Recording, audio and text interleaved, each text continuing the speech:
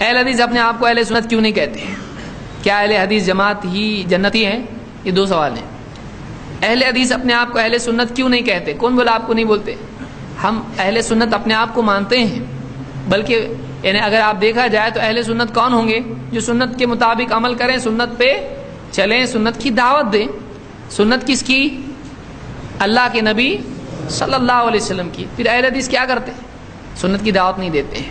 اہل حدیث تو سنت کی طرف بلا رہے ہیں سب کو. بھائی اس کی بات ماننے کی بجائے، پیر صاحب کی، فلاں صاحب کی، باپ دادا کی ماننے کی بجائے، اگر وہ کتاب و سنت سے ہٹ کے ہیں چھوڑو اس کو، اور کس کی بات مانو؟ اللہ کے نبی صلی اللہ علیہ وسلم کی.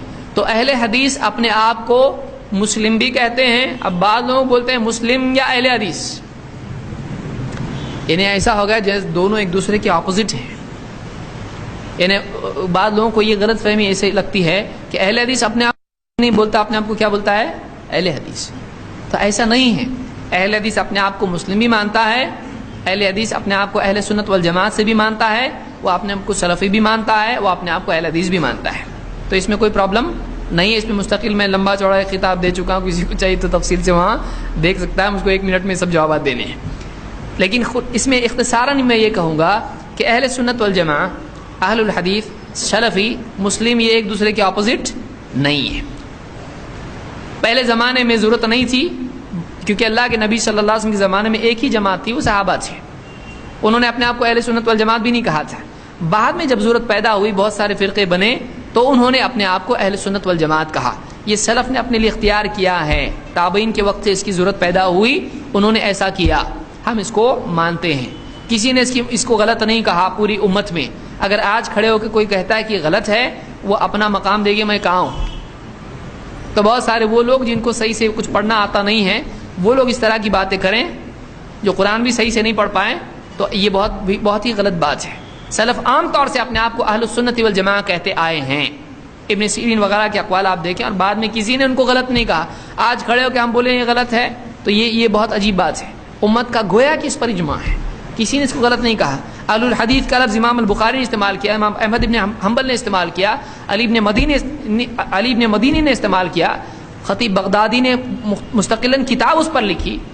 آپ پھر بولیں کہ نہیں ایسا کہاں سے آیا؟ آپ کو نہیں معلوم تو آپ کا قصور ہے. آپ کو پڑھنا چاہیے، زیادہ پڑھو، معلوم پڑے گا. بعض لوگوں نے شیخ عثیمین کی طرف اس کی نسبت لگائی کہ سلفی نہیں بولنا چاہیے. یہ کاٹ چھاٹ کے بولنا ہے. آدمی کو چاہیے، شیخ عثیمین کے میرے پاس سٹیٹمنٹس ہیں کہ انہوں نے کہا سلفی ہی آپ پر ہیں، تو آپ بتائیے کیا کریں گے کہ فلاں فلاں فلاں یہ کیسے سلفی ہو سکتے ہیں؟ یہ کیسے اہل سنت والجماعت ہو سکتے ہیں؟ سلفی ایسے ہیں. تو میرے پاس پوری ان کی کتاب میں آپ دیکھیں، انہوں نے یہ باتیں کہی ہیں. تو ایک آدمی کو چاہیے کہ کسی بھی عالم کی بات کو اس کے دوسرے اقوال سے ملا کر دیکھے. شیخ عثیمین نے کہا کہ سلفی اپنے آپ کو اس طرح سے کوئی سیکٹ بنا لے کہ وہ صرف نام ہی پر زور دیتا ہو اور اسی کی بنیاد پر حزبیت بناتا ہو اور لوگوں کو صحیح یا غلط بولتا ہو، تو یہ غلط ہے. ہمارا یہ بولنا نہیں کہ نام نہیں دیا تو ہی گمراہ ہو جاتا ہے. چاہے کام کچھ بھی کرے، کام صحیح ہونا چاہیے، لیکن پہچان کے لیے کیا ہونا چاہیے؟ پہچان کے لیے اس کو کہ مختلف فرقے آج ہیں. کون ہیں؟ آپ اپنی بچی کا رشتہ کس کو دو گے؟ مسلم. پھر شیعہ بھی بول رہا میں مسلم، دو گے آپ پوچھو گے، ڈیٹیل نکالو گے، بولے قرآن حدیث. کون بولتا نہیں قرآن حدیث؟ اب بولتے ہیں. اب اتنا زیادہ کیوں تلاش کر رہے ہیں؟ صاف صاف وہ بول دیتا ہے میں سلفی ہوں، اہل حدیث ہوں، آپ کو فوراً آسانی سے معلوم ہو جاتا ہے. کیونکہ آپ وہ مسلم بھی بولے گا تو آپ کو پھر پوچھنا پڑے گا کون سا مسلم، شیعہ کے سنی؟ بولے گا میں سنی میں کون؟ تو آپ اتنا جب کھدائی کرو گے، ہر مرتبہ آپ کرو گے، تو اس کے لیے آسانی کے لیے طریقہ ہے. ویسے ہی جیسے حدیث کے لیے، کیوں حدیث کے لیے کیا کرتے ہیں؟ اللہ کے نبی صلی اللہ علیہ وسلم کے زمانے میں تھا کہ حدیث صحیح، ضعیف، مرسل، یہ فلانی ایسی تھی، متواتر، شاذ، ایسی حدیثوں کی قسمیں تھی. پھر آج آپ کو بولنا چاہیے کہ حدیث کو بھی ضعیف مت بولو. کیوں؟ اللہ کے نبی صلی اللہ علیہ وسلم صحابہ نے بولے ضعیف، آپ کائے کو بول رہے ہیں؟ بولے اس زمانے میں ضرورت نہیں تھی اس چیز کی، وہ تبھی تو ساری حدیثیں صحیح تھی. تو کیا وہ صحیح بولتے تھے؟ اس کو نہیں بولتے تھے، خالی حدیث بولتے. آپ ہی خالی حدیث بولے نہیں، بولے آج صحیح بھی ہے نہیں بھی ہے. تو جب آج اس کی ضرورت پیدا ہوئی، بعد میں جب حدیث میں ملاوٹ ہوئی، آپ بول رہے ہیں نا کہ ہم صحیح حدیث کو مانتے ہیں، ہم ضعیف حدیث کو تسلیم نہیں کرتے ہیں، تو آپ کیسا بنائیں اللہ کے نبی صلی اللہ علیہ وسلم کی حدیث کو دو؟ آپ کا یہ بولنا بھی غلط ہے کہ صحابہ نے دوسرے فرقوں کو نام دیا، اپنے کو نہیں دیا. ان کو ضرورت محسوس نہیں ہوئی، بعد میں سلف کو محسوس ہوئی نا، اس کو کسی نے اس پر یعنی تنقید نہیں کی. ویسی صحابہ نے جب حدیث کے سلسلے میں نہیں کیا، بعد والوں نے کہا یہ حدیث ضعیف ہے، یہ حدیث موضوع ہے، آپ اس کو بھی مت مانو پھر، کیونکہ اللہ کے نبی صلی اللہ علیہ وسلم کے زمانے میں یہ نہیں تھا، بعد میں ضرورت پڑی اس کی۔ اب جب حدیث کے سلسلے میں آپ کا جواب اگر یہ ہے کہ نہیں بعد میں ضرورت تھی، تو حدیث سے زیادہ عالموں کے اور لوگوں کے سلسلے میں اس کی ضرورت ہے، جن سے پورا دین آدمی لے رہا ہے۔ ایک حدیث لینے کے بارے میں جب اتنی ضرورت ہے صحیح ضعیف کی، تو پھر وہ سارے دین کے بارے میں ضرورت کم ہے کہ زیادہ ہو گئی؟ زیادہ ہوگی۔ ہاں ہم یہ کہتے ہیں کہ کوئی آدمی یہاں لگا لے لیبل اہل حدیث، بس اب جنتی ہو گیا، یہ غلط ہے۔ یہاں پٹی باندھ لے ایک دم اہل حدیث زندہ باد، تو یہ غلط ہے، کیونکہ قیامت کے دن نام کی بنیاد پر جنت ملے گی، قیامت کے دن آدمی کے عمل کی بنیاد پر، ایمان کی بنیاد پر جنت جہنم کا فیصلہ ہوگا، اس کو بھی یاد رکھیں۔ بہرحال کیا اہل حدیث جنتی جماعت ہیں؟ ہم کہتے ہیں کہ جو کتاب و سنت پر ظاہراً و باطناً قائم ہو اور سلف کے منہج سے نہ ہٹے وہ جنتی ہے۔ اگر یہ چیز آپ کو کسی اور میں دکھائی دے رہی تو آپ بتاؤ۔ جو صرف توحید اور اتباع سنت جس کی عام شان ہو اور جس کا ظاہراً و باطناً اس کا اہتمام کرتا ہے، اللہ تعالیٰ کا وعدہ اس کے لیے جنت کا ہے۔ صرف نام لے کے ہم نہیں بول سکتے فلاں فلاں فلاں، لیکن سلف نے یہی کہا کہ اہل حق کون ہے؟ امام البخاری، احمد بن حنبل وغیرہ نے سب کہا کہ یہی جو جماعت حق پر قائم رہے گی وہ اصحاب الحدیث ہیں۔ بعض لوگوں نے یہاں یہ کہا کہ اہل حدیث وہاں محدثین کو کہا گیا ہے، یہ کوئی ایسے مستقل الگ یعنی کوئی منہج والے نہیں، یہ اہل حدیث، حدیث کے ایکسپرٹس کو کہا گیا ہے۔ تو کیا پھر فقہا سب جہنم میں جائیں گے؟ سب باطل پر ہیں؟ یہ اہل حدیث جو ہے اس فقہا، اہل الحدیث، اہل التفسیر اس پس منظر میں استعمال نہیں ہوا ہے، حق پر کون ہیں کے لیے استعمال ہوا ہے۔ ورنہ آپ کو مفسرین اور فقہا اور دوسرے جنہوں نے دوسری فیلڈ لی حدیث کے علاوہ، آپ کو ان کو سب کو کیا کرنا پڑے گا؟ حق پر نہیں بولنا پڑے گا۔ تو اہل الحدیث یہاں پر اہل حق کے اعتبار سے استعمال ہوا، اس کو یاد رکھیں۔ ایک سوال آپ کر سکتے ہیں کہ جب حدیث موجود تھی، اہل الحدیث بھی موجود تھے، تو یہ نام صحابہ کرام نے اپنا کیوں نہیں رکھ لیا، ظاہر کیوں نہیں کر دیا؟ جواب بالکل سمپل ہے کہ اس وقت صحابہ کرام کے مقابلے میں یہ مسلمان تھے اور مقابلے میں صرف کافر تھے اور کوئی تھا ہی نہیں، ایک ماننے والا ایک نہ ماننے والا۔ لہذا اس وقت صحابہ کرام نے اپنے آپ کو صرف مسلم کہا، اس لیے کہ اپوزٹ میں صرف ایک ہی فرقہ تھا، ایک ہی گروہ تھا، وہ تھا انکار کرنے والا۔ ماننے والوں کو مسلم کہا گیا اور مقابلے میں جو گروہ تھا انکار کرنے والا قریش مکہ کا، ان کو کافر کہا گیا۔ اس وجہ سے انہوں نے اپنا نام مسلم ہی رکھا۔ لیکن جیسے بات آگے بڑھی اور لوگوں نے نص کے مقابلے میں، قرآن و حدیث کے مقابلے میں رائے کے اوپر عمل کرنا شروع کر دیا، یہ فلاں شخصیت کی رائے ہے، یہ فلاں امام کی رائے ہے، یہ فلاں مفکر کی فکر ہے، یہ فلاں قانون دا کا قانون ہے، جب لوگوں نے وحی الہی کے مقابلے میں رائے ظاہر کرنی شروع کی، تو اب ان مسلمانوں نے جنہوں نے اپنا نام صرف مسلم رکھ رکھا تھا، صاف کہہ دیا کہ ہم اصحاب الحدیث ہے، تم اصحاب الرائے ہو۔ کیا ایسا ہوا تھا؟ جی ہاں۔ رائے کا لفظ ہے کیا حدیث میں؟ رائے کا لفظ ہے حدیث میں کہ کچھ لوگ رائے کے اوپر عمل کرنے لگے تھے؟ جی ہاں۔ دلیل یہ حدیث پاک۔ وعن علی رضی اللہ تعالیٰ عنہ قال، وعن علی رضی اللہ تعالیٰ عنہ قال لو كان الدین بالرائے لكان اسفل الخف اولى بالمسح من اعلى وقد رايت رسول الله صلى الله عليه وسلم يمسح على ظاهر الخف رواه ابو داؤد في كتاب الطهارة۔ حضرت امام ابی داؤد اس حدیث پاک کو ایسے کتاب الطہارہ کے اندر لائے، راوی نبی کریم صلی اللہ علیہ وسلم کے داماد محترم حضرت علی رضی اللہ عنہ۔ غور سے دیکھیں، حضرت علی فرماتے ہیں کہ اگر دین کی بنیاد رائے کے اوپر ہوتی، لو کان الدین بالرائے، اگر دیکھنا ہو یہ حدیث ابو داؤد شریف کھول کر کے دیکھو، کتاب الطہارہ کے اندر یہ روایت مل جائے گی۔ حضرت علی فرماتے ہیں کہ اگر دین کی بنیاد رائے کے اوپر ہوتی، عقل کے اوپر ہوتی، تو موزے پر مسا نیچے سے ہوتا، اوپر سے نہیں۔ اگر کسی نے وضو بنا کر کے موزہ پہن لیا، تو اگر گاؤں میں ہے تو ایک دن ایک رات موزے کے اوپر مسا کرے اوپر سے، اور اگر مسافر ہے تو 3 دن 3 رات، لیکن شرط یہ ہے کہ وضو کر کے اس نے موزہ پہنا۔ جی، تو اگر مقیم ہے تو 1 دن 1 رات، اور اگر مسافر ہے تو 3 دن 3 رات۔ وہ موزے کے اوپر مسح کرے گا. سوال یہ ہے کہ عقل تو یہ کہتی ہے, رائے تو یہ کہتی ہے کہ گندگی یہاں لگی ہے نیچے تو یہاں مسح ہونا چاہیے, لیکن حضرت علی فرماتے کہ نبی کریم صلی اللہ علیہ وسلم کو میں نے دیکھا کہ آپ موزے پر اوپر سے مسح کر رہے ہیں, گندگی کہیں لگ رہی ہے اور مسح کہیں کروایا جا رہا ہے. پتہ یہ چلا کہ کچھ لوگ وحی الہی میں نص کی موجودگی میں اپنی رائے داخل کرنے لگے تھے. اس طرح جب وحی الہی کہ ماننے والے ہی صرف موجود تھے تو مقابلے میں صرف کافرین تھے, لہذا اہل الحدیث نام شو کرنے کی ضرورت نہیں پڑی. لیکن آگے چل کر کے جب لوگوں نے حدیثوں کے مقابلے میں رائے پیش کرنی شروع کی تو اب ضروری ہو گیا کہ مسلمان اپنے آپ کو اصحاب الحدیث کہیں کہ دیکھو ہم حدیث کے ماننے والے ہیں اور تم رائے کے ماننے والے ہو, ہم اصحاب الحدیث ہیں تم اصحاب الرائے ہو. ضروری ہو گیا.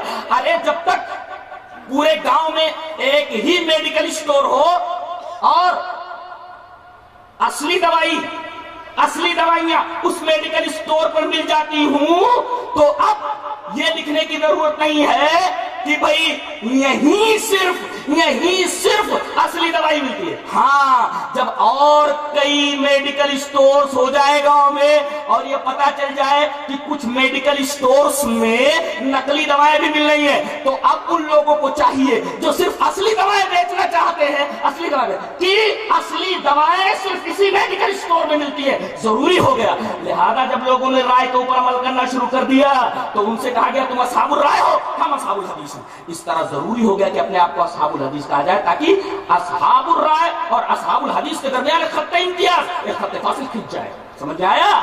اور پھر بات جب آگے بڑھی لوگوں نے یہ کہا کہ ہم حدیث کو بھی مانتے ہیں قرآن کو بھی مانتے ہیں, لیکن قرآن اور حدیث میں منمانی تعویل کرنے لگے تو جو مسلمان تھے اور جنہوں نے اپنے آپ کو اصحاب الحدیث کہا انہوں نے ایک اور نام اپنا رکھا, کہا کہ ہم سلفی ہیں. کیوں؟ اس لیے کہ تم قرآن اور حدیث میں منمانی تعویل کرتے ہو. ہم منمانی تعویل نہیں کرتے, ہم قرآن اور حدیث کا وہی معنی سمجھتے ہیں جو صحابہ کرام نے سمجھا ہے. تو اب ضروری ہو گیا کہ مسلم کے ساتھ اصحاب الحدیث کہیں اور اصحاب الحدیث کے ساتھ اپنے آپ کو سلفی کہیں, اس لیے کہ یہ بتاتا ہے لفظ سلف کہ ہم وحی الہی کو قرآن اور حدیث کو اس طرح سمجھتے ہیں جس طرح صحابہ کرام رضوان اللہ تعالی علیہم اجمعین نے سمجھا ہے. آپ سے ہم پوچھیں گے کہ آپ کا دین کیا ہے تو کہیں گے آپ کی دین اسلام ہے, لیکن دین اسلام تو کئی شکلوں میں ہے.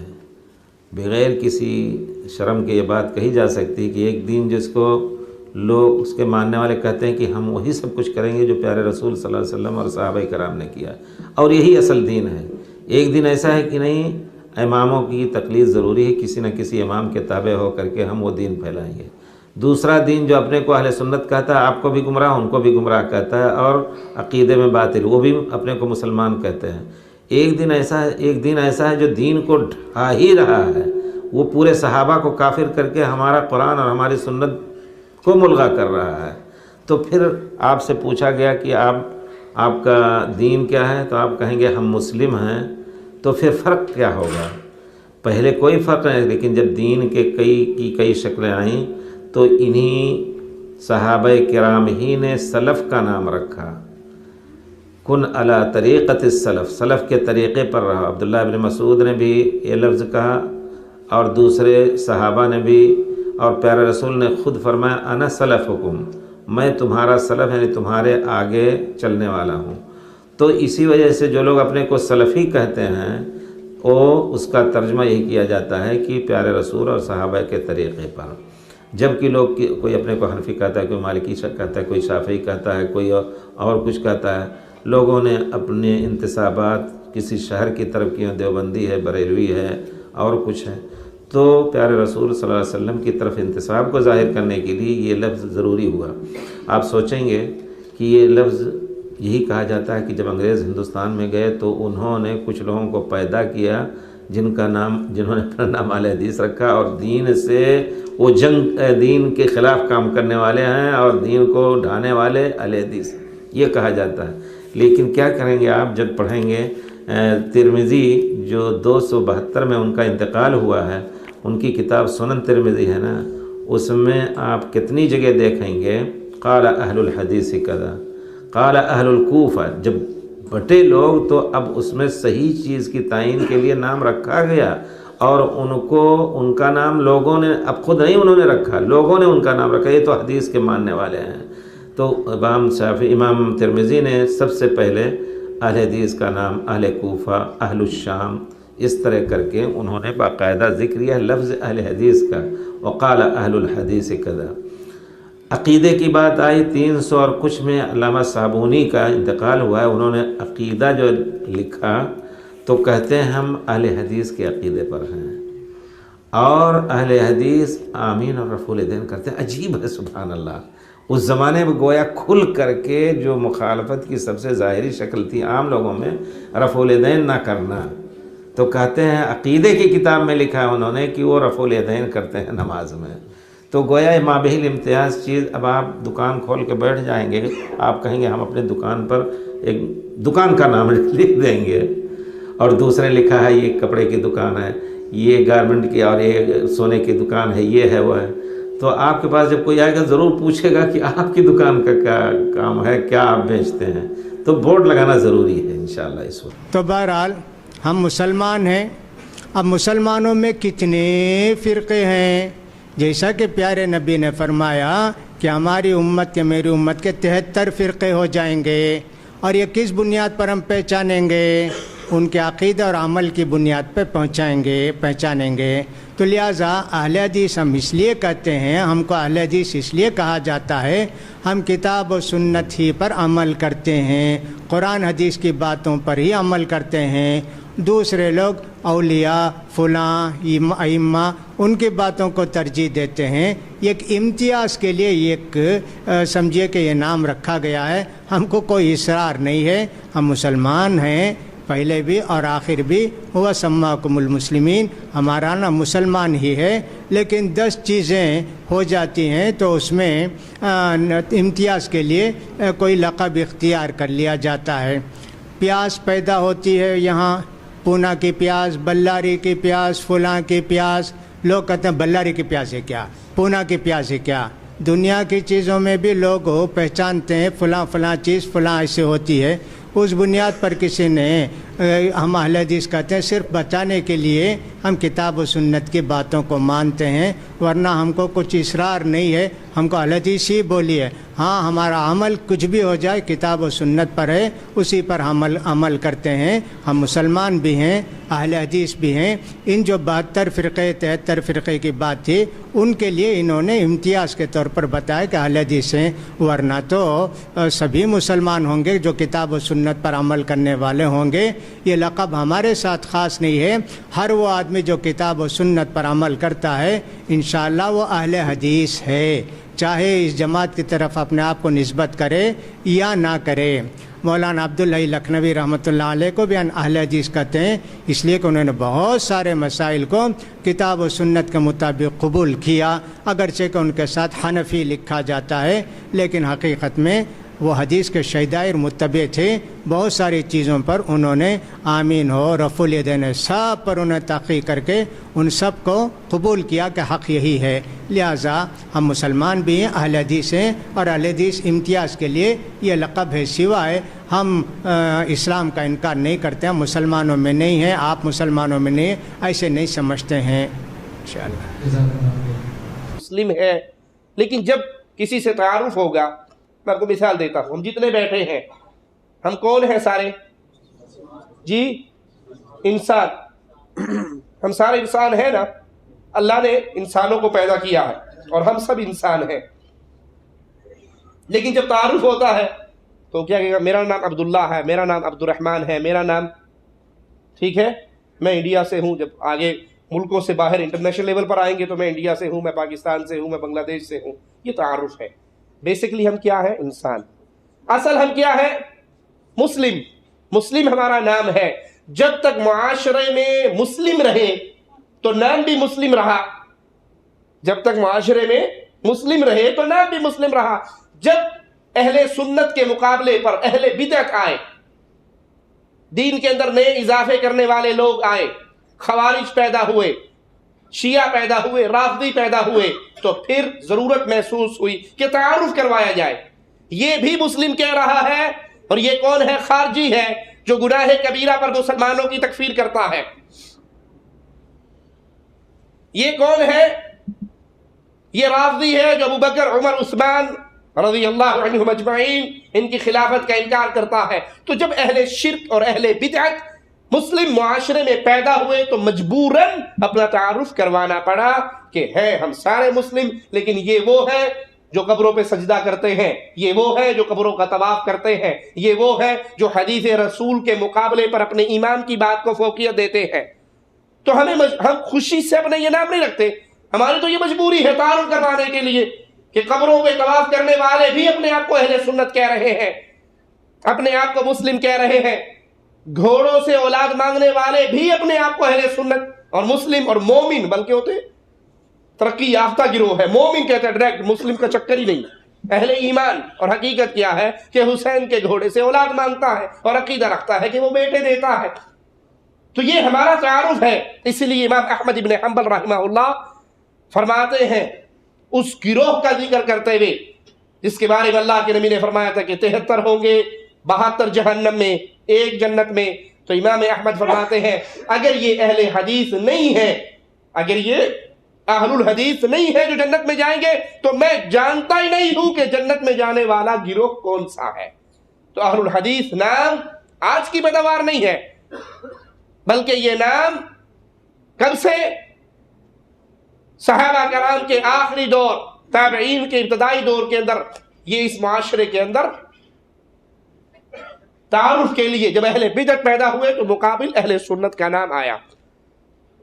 تو ہم بیسیکلی ہمارا نام مسلم ہے، لیکن جب ہم اہل شرک کے معاشرے میں اپنا تعارف کرواتے ہیں تو تب ہم اپنے آپ کو اہل السنہ، اہل الحدیث، سلفی، یہ تمام ایک ہی بات ہے۔ سوال ہے کہ ہم مسلمان ہیں تو پھر اہل حدیث نام کیوں رکھا، اسلامی جماعت کیوں نہیں؟ بہت بنیادی سوال ہے کہ ہم اپنے آپ کو اہل حدیث کیوں کہیں، اپنے آپ کو اسلام سے منسوب کیوں نہ کریں۔ میں آپ سے ایک سوال کروں گا، کیا اپنے آپ کو اسلام سے اور قرآن و سنت سے منسوب کرنے والے وہ لوگ بھی نہیں ہیں جو قبر کی پوجا کرتے ہیں؟ کیا اپنے آپ کو مسلمانوں سے منسوب کرنے والے وہ لوگ بھی نہیں ہیں جو صحابہ کرام کو کافر کہتے ہیں؟ رافضہ بھی یہی دعویٰ کرتے ہیں کہ وہ مسلمان ہیں، قبر پرست بھی یہی دعویٰ کرتے ہیں کہ وہ مسلمان ہیں، اور صحابہ کرام کو گالیاں دینے والے بھی یہی دعویٰ کرتے ہیں کہ وہ مسلمان ہیں۔ اب مسلمانوں کے درمیان وہ امتیاز کہاں سے لایا جائے جس کی بنیاد پر صحیح مسلمان کو غلط مسلمان کے مد مقابل سمجھا جا سکے یا پہچانا جا سکے؟ رسول اکرم صلی اللہ علیہ وسلم کے عہد مبارک میں ہمارے لیے یہ تعبیر بالکل مناسب تھی کہ اننی من المسلمین، جیسا کہ ڈاکٹر ذاکر نائک بہت مشہور داعی ہیں، وہ بھی کہتے ہیں کہ اپنے آپ کو سلفی کہنے کی ضرورت نہیں ہے، ایک اخوانی داعی۔ لوگ سمجھتے ہیں کہ وہ سلفی ہیں، میں نہیں مانتا اس بات کو، وہ پکے اخوانی داعی ہیں۔ اسلامی بنیادوں پر جس انداز سے، اسلامی عقائد پر جس انداز سے انہوں نے نشتر چلائے ہیں اپنی عقل کو ترجیح دے کر کے، وہ اہل کلام کا طریقہ ہے۔ عیسیٰ علیہ السلام کے بارے میں کسی عیسائی نے سوال کر لیا کہ میں اللہ کو مانتا ہوں، آسمانی کتابوں کو مانتا ہوں، لیکن اللہ کے رسول کو نہیں مانتا۔ تو انہوں نے کہا کہ ٹھیک ہے، نہیں مانتے ہو تو اس بات کا امکان ہے کہ تم جنت میں داخل ہو جاؤ۔ تمہاری مثال ویسے ہی ہے جو برج خلیفہ میں دبئی سے گر جائے، گرے گا تو بچ بھی سکتا ہے، مر بھی سکتا ہے، بچ جائے گا تو جنتی ہے، مر گیا تو جہنمی ہے۔ یہ مثال دے کر کے ایک بنیادی عقیدے کا انکار کرنے کے باوجود اس کو جنت کا مستحق قرار دے دیا۔ اس کے علاوہ بے شمار مثالیں ہیں جس میں انہوں نے بڑی بڑی غلطیاں کی ہیں۔ وہ بھی یہی کہتے ہیں کہ ہم اپنے آپ کو مسلمان کہیں، سلفی اور حدیث نہیں کہہ سکتے۔ میرے والد گرامی رحمت اللہ علیہ کا اس پر باقاعدہ ایک خطاب موجود ہے جو ڈاکٹر ذاکر نائک کے جواب میں دیا گیا تھا، اس کو ہمارے نوجوانوں کو سننا چاہیے۔ تو اپنے آپ کو صرف مسلمان کہنا عہد نبوت میں تو سمجھ میں آتا ہے، لیکن آپ اس کو ایک مثال سے سمجھیں کہ اگر اسلام کے نام پر ایک مرکز قائم ہے جس مرکز کے اولین قائد اور قائد اعظم رسول اکرم صلی اللہ علیہ وسلم ہیں، اور اس کے ماننے والے سب آپ کی بات کو مانتے ہیں، اس کے مطابق چلتے ہیں، کوئی مسئلہ نہیں، کوئی اپنے آپ کو مسلمان کہے، محمدی کہے، کچھ بھی کہے، لیکن اگر اسی اسلام کے مرکز کے طرز کا ایک دوسرا مرکز اس کے بغل میں قائم کر دیا جائے کہ یہ خارجیوں کا مرکز ہے، وہ بھی مسلمان ہونے کا دعویٰ کرتے ہیں، اور اشاعرہ کا، ماتریدیہ کا، مشبہہ کا، سب کے مراکز قائم کر دیے جائیں، تو اب بتائیے کہ وہ مرکز جو تنے تنہا رسول اکرم صلی اللہ علیہ وسلم کی قیادت میں تنے تنہا قائم تھا، اب اس کو پہچاننے کے لیے اتنے مراکز کے بیچ میں اس پر کوئی تو علامت لگانی ہوگی۔ اب علامت لگانے میں انصاف سے کام لیتے ہوئے جماعت اہل حدیث نے ٹٹولا کہ صحابہ کرام نے ایسے دور میں کیا اختیار کیا، تو اس سلسلے میں صحابہ کرام سے اس چیز کی دلیل ملتی ہے کہ صحابہ کرام اپنے آپ کو اہل الحدیث کہا کرتے تھے، اور امام شراحیل رحمت اللہ علیہ جو امام ابو حنیفہ رحمت اللہ علیہ کے استاذ ہیں، جنہوں نے 500 صحابہ کرام کا زمانہ پایا، وہ کہتے ہیں کہ جب تم مجھ سے کوئی سوال کرتے ہو تو میں جواب وہی دیتا ہوں جو میں نے اہل الحدیث سے سیکھا ہے، جواب وہی دیتا ہوں جو میں نے اہل الحدیث سے سیکھا ہے۔ یہاں اہل الحدیث سے مراد کون ہوگا؟ کیا آپ اس بات کی توقع کر سکتے ہیں کہ امام ابو حنیفہ رحمت اللہ علیہ کے استاذ صحابہ کرام کے ہوتے ہوئے کسی ایرے غیرے سے اسلام کو سیکھیں یا فتویٰ حاصل کریں؟ تو گویا وہ 500 صحابہ کرام جن میں سے چند سے انہوں نے اسلام کو سیکھا، جن سے مسائل کو پوچھا، وہ ان کو اہل الحدیث سے تعبیر کرتے ہیں۔ اس طرح کی بے شمار دلیلیں موجود ہیں۔ لہذا جب یہ صفتی نام اختیار کرنے کی بات آئی کہ ہم کون سی صفت کو اختیار کریں کہ اسلام کے مختلف مراکز، اہل الرائے کا مرکز، اہل الحدیث کا مرکز، اور سب کے مختلف مراکز قائم ہو گئے، تو اب اس میں طرح امتیاز کیا ہے؟ تو اہل الحدیث نے وہ صفتی نام اختیار کیا جس صفتی نام کو صحابہ کرام اور تابعین نے اختیار کیا تھا، ائمہ محدثین نے اختیار کیا تھا، اور یہی سب سے افضل نام ہے۔ اس نام سے کوئی اس دھوکے میں نہ پڑے کہ اہل الحدیث سے مراد صرف حدیث کو ماننے والا، بلکہ اہل الحدیث سے مراد قرآن اور حدیث دونوں کو ماننے والا ہے، کیونکہ اللہ رب العالمین قرآن مجید میں کئی جگہوں پر قرآن کو حدیث سے تعبیر کرتا ہے۔ فَبِأَيِّ حَدِيثٍ بَعْدَهُ يُؤْمِنُونَ، لہذا حدیث کا لفظ اتنا جامع ہے جو قرآن، صحیح حدیث اور فہم صحابہ تینوں کو مشتمل ہے۔ اگر کوئی آدمی یہ کہے کہ میں اہل قرآن میں سے ہوں تو وہ قرآن تک محدود ہو کر کے رہ جاتا ہے، کیونکہ لفظ قرآن حدیث پر نہیں بولا جاتا، فہم صحابہ پر نہیں بولا جاتا، تو یہ سب سے جامع لفظ تھا، صفتی نام تھا، جس کو اہل الحدیث نے اختیار کر لیا۔ اللہ رب العالمین ہم کو اس کا شعور عطا فرمائے۔